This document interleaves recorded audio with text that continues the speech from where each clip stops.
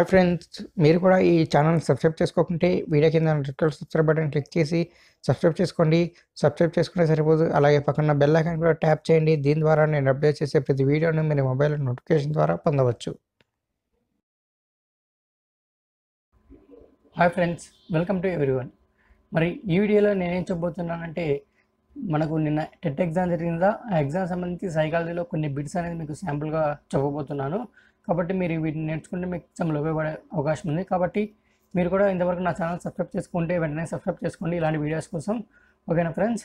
మరి ఇప్పుడు మనం ఆ క్వశ్చన్స్ ఏమనేవి కొన్ని శాంపుల్ క్వశ్చన్స్ చెప్తాను, మీరు ఆ టాపిక్స్ పైన బాగా చదువుకోండి నెక్స్ట్ ఎగ్జామ్ ఉన్న వాళ్ళు. ఓకేనా ఫ్రెండ్స్? మరి ఫస్ట్ ప్రశ్న వచ్చేసి 20 నిమిషాలకు విస్మృతి శాతం ఎంత అని అడిగాడు. ఆప్షన్స్ వచ్చేసి 27, 37, 47, 66 అని ఇచ్చాడు.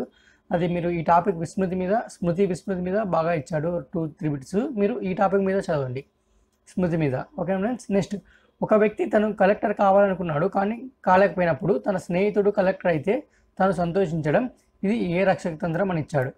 అంటే దీనికి సంబంధించి మనం రక్షక తంత్రం ఏమనేది తెలుసుకొని ఉండాలి. కాబట్టి మీరు రక్షక తంత్రాలు అనే టాపిక్ మీద బాగా చదవండి. ఓకేనా ఫ్రెండ్స్? నెక్స్ట్, సీత రకరకాల త్రిభుజాల బొమ్మలు గీసి అన్ని త్రిభుజాల కోణాలు మొత్తం 180 డిగ్రీలని గుర్తుకు పెట్టుకుందనమాట. ఇది ఏ స్మృతి అని ఇచ్చాడు. క్రియాత్మక స్మృతి, నిష్క్రియాత్మక స్మృతి, నెక్స్ట్ సంసర్గ స్మృతి, బట్టి స్మృతి అని ఇచ్చాడు.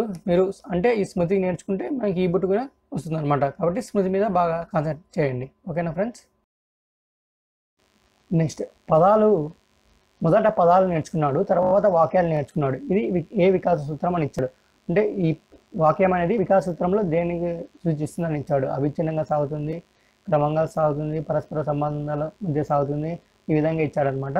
మీరు అప్పుడు వికాస సూత్రాలను నేర్చుకుంటే మీకు ఈ బిట్ అనేది రాయడానికి చాలా సులువుగా ఉంటుంది. ఓకేనా ఫ్రెండ్స్?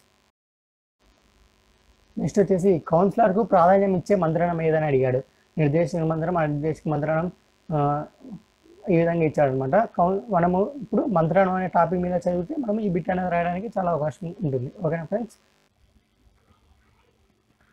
నెక్స్ట్ వచ్చేసి ఈ ప్రయోక్త ఆధీనంలో ఉండే చరం ఏమిటి అని అడిగాడు. ఇది వచ్చేసి ఆప్షన్ వచ్చేసి స్వతంత్ర చరం, పరతంత్ర చరం, మధ్యస్థ చరం, ఈ విధంగా ఇచ్చాడు. మీరు ఎక్స్పెరిమెంటల్ థియరీ బాగా చదివింటే ఈ బిట్ అనేది రాయడానికి ఈజీగా ఉంటుంది.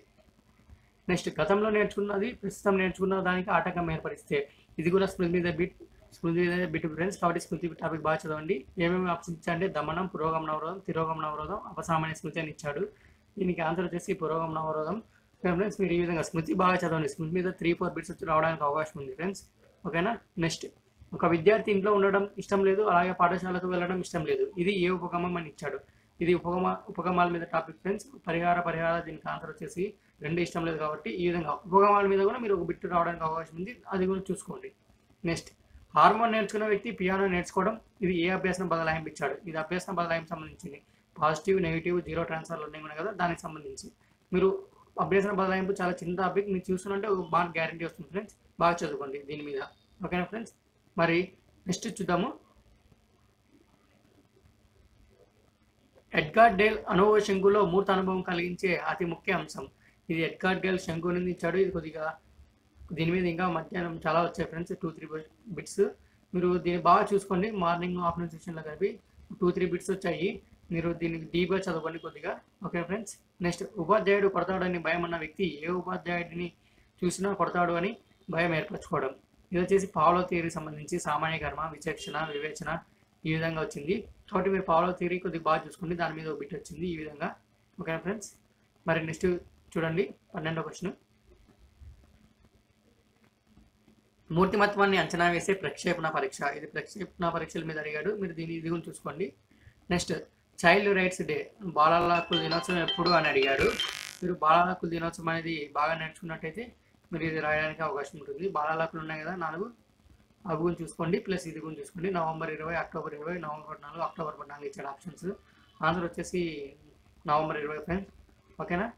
ఈ విధంగా చైల్డ్ రైట్స్ మీద ఒక బిట్. నెక్స్ట్ చూడండి, బుద్ధిమాంద్యులకు బోధించడానికి ఉపయోగపడే పునర్బలం. ప్రాథమిక, గౌణ, సాంఘిక పునర్బలం ఈ విధంగా ఉన్నాయి. బుద్ధిమాంద్యులు అంటే మెయిన్ వచ్చేసి ప్రాథమిక పునర్బలం. ఈ విధంగా ఫ్రెండ్స్ దీని మీద బుద్ధిమాంద్యులకు సంబంధించి కూడా ఒక బిట్ రావడానికి అవకాశం ఉంది, అడిగారు కూడా. నెక్స్ట్ వచ్చేసి పిఆర్డి ప్రకారం అభ్యాసం అంటే ఏంటి, అంటే పిఆర్డి అనుసరించి అభ్యాసం అంటే ఏంటి అడిగారు. ప్రోత్సాహాలు బహుమతులు అభిష్ట సందర్భాల్లో అభ్యర్థం అంటే అనుభవాలు ఈ విధంగా ఇక్కడ ఆప్షన్స్ మీరు పిఆర్జీ గురించి కూడా కాసేపు చదువుకోండి, అప్పుడు మీకు ఈజీగా ఉంటుంది. ఓకే ఫ్రెండ్స్, ఇవి శాంపుల్ ఫ్రెండ్స్, ఇంకా చాలా ఉన్నాయి. నాకు గుర్తున్నంత వరకు నేను వీడియో చేశాను మొత్తం 30 బిట్స్లో. నెక్స్ట్ ఎన్సీఎఫ్ మీద ఒకటి అడిగాడు, ఎన్సీఎఫ్ మీద. ఈ విధంగా ఫ్రెండ్స్ మీరు నెక్స్ట్ తెలుగు మ్యాథ్స్ అవ్వలు చేయడానికి ప్రయత్నిస్తాను ఈరోజే. మీరు అవి చూడాలంటే వెంటనే నా ఛానల్ సబ్స్క్రైబ్ చేసుకోండి, అలాగే పక్కన బెల్ ఐకాన్ కూడా యాక్టివేట్ చేసుకోండి. దాని ద్వారా మీరు నోటిఫికేషన్ ద్వారా పొందగలిగిన మొబైల్లో. Thank you.